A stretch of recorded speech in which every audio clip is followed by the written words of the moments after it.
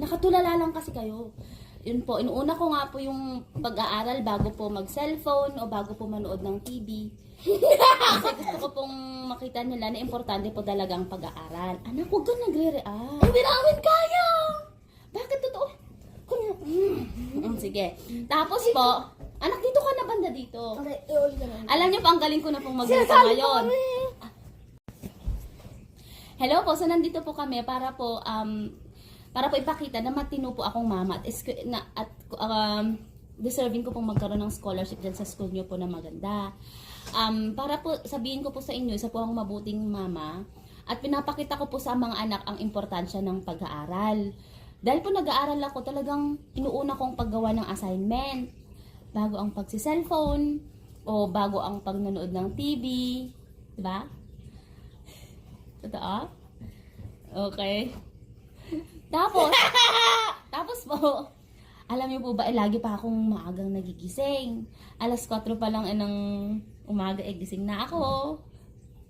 Di ba? Ang sarap po na 4. Tapos, ang sarap ko na rin pong magluto ngayon. Natutunan ko na pong magluto, di ba? At alam niyo pa po, dito sa bahay, ang bait-bait ko sa kanila, hindi ako nagagalit po sa kanila. Pagka po sila ay nagbabad, ang sinasabi ko lang sa kanila ay, anak, that's not nice. Hindi po ako sumisigaw, hindi ko po sila pinapagalitan. Nasabi ko lang, stop that anak, that's not nice. Tapos, sila po, pag gusto na lang mag-play po sa playground, lagi ko talaga silang sinasamahan. Sabi ko, oo, tara na doon anak at makapag-exercise kayo. Ganun po, hindi ko sinasabing anak, tinatamad ako. Okay, anak, ang init, wag na tayong lumabas.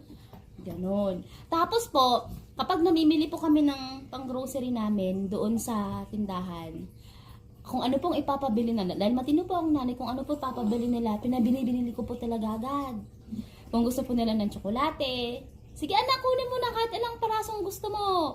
Pagka chichirya, sige anak, kunin mo lang ilang pa gusto mong peraso. Ganon. Di ba po napakatino kong ina talaga? Di ba na? Okay. Ayun. Then lang po ako. Tapos nag-exercise na rin po pala ako para healthy. Lagi po akong nagja-jogging. At lagi po akong nagpo-push up. Mama, Sige sabi po. mo. Ano ba naman? Ano? I-stop na nga natin? Ha? Lahat naman fake news. Di, paano tayo makukuha nga sa scholarship niyan kung ganyan makapag-react kayo? Ano ba yung school?